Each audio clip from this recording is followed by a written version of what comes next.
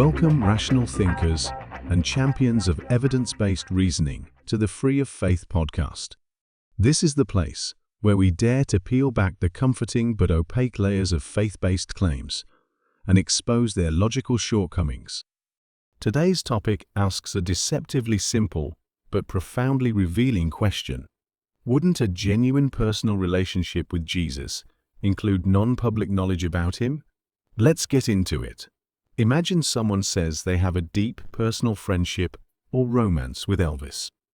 When asked for proof of their connection, they rattle off Elvis's birth date, birthplace, and a few notable songs Elvis sang. Not exactly convincing, right? That's because a real personal relationship involves unique, exclusive knowledge, stuff that isn't on Wikipedia. Now, let's shift that thought experiment to a Christian who claims to be in a personal relationship with Jesus. Wouldn't we expect such a relationship to include non-public insights about Jesus? Wouldn't they have information not already written in Scripture or handed down through centuries of doctrine? Otherwise, what makes the relationship personal? This brings us to some criteria for authentic relationships. First up is predictive knowledge. If someone is really in two-way communion with Jesus, wouldn't it make sense that they have received verifiable, accurate information about future events, the kind of knowledge that couldn't be guessed, Googled, or fabricated? Is this what we see? What if several Christians, without knowing each other, reported identical, non-public personal information about Jesus? Maybe a unique quotation reflecting a salient truth about today's reality. But again, crickets. No convergence. No consistency. Just vague personal feelings dressed up as spiritual intimacy. Then there's the idea of Jesus helping to solve real-world problems through these personal relationships. Imagine someone receiving a divine blueprint for eradicating malaria. A relationship with the Creator of the universe would be the perfect vector for such insights, right? But again, what we see are merely the feelings of the Christian, not divine solutions. And that's the core issue: feelings. Christians often report a profound sense of Jesus' presence during prayer or worship. But emotional experience, while powerful, is not evidence. It doesn't validate an external reciprocal relationship. It simply reflects an internal psychological state, something that could be self-generated or socially reinforced. Evangelicals often emphasize a personal and emotional walk with Jesus. Warm feelings, impressions, gut instincts, but never testable, falsifiable exchanges. Ask Jesus for a cure for cancer, and you'll hear silence. Would a truly relational deity limit himself to vague emotional impressions? Shouldn't a being capable of creating the universe also be capable of having a two-way interaction that at least provides a unique nugget of personal insight? Let's walk through some logical arguments. First, real personal relationships involve unique knowledge.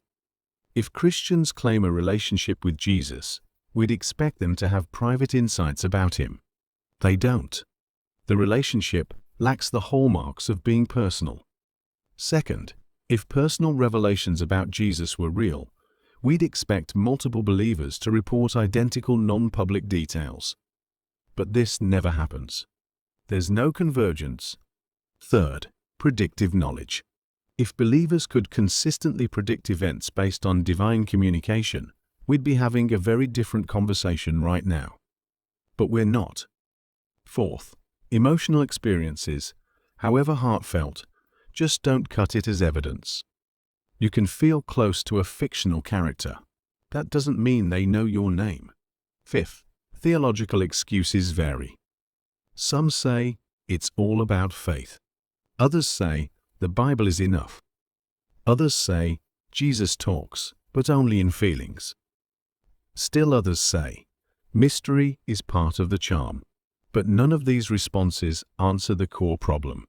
Where's the personal, verifiable, unique connection? Let's take a look at some analogies. If you claimed a relationship with a celebrity, but only knew public facts, no one would believe you. Or think about a pen pal who only sends generic form letters. No inside jokes, no personal touches. Would you call that a relationship? Or consider a business partner who never shares anything beyond what's on the company website. Where's the collaboration? The theological pushback falls short. Faith, by its very definition, lacks the epistemic strength to validate external relationships. You can believe anything you want, but belief without evidence doesn't make it real. The Bible is a public document. It tells you about Jesus, but it doesn't connect you with him. And feelings, again, are neurologically fascinating but epistemically hollow.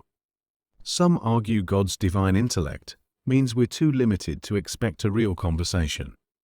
But these higher ways shouldn't preclude communication. It should enhance it. What actual God could not and would not provide humans with the faculties to understand him? If we really wanted to test this alleged relationship, we could set up a proper scientific study. Double-blind trials, predictions, non-public knowledge tests. If Jesus is involved in these relationships, we should see a statistically significant signal.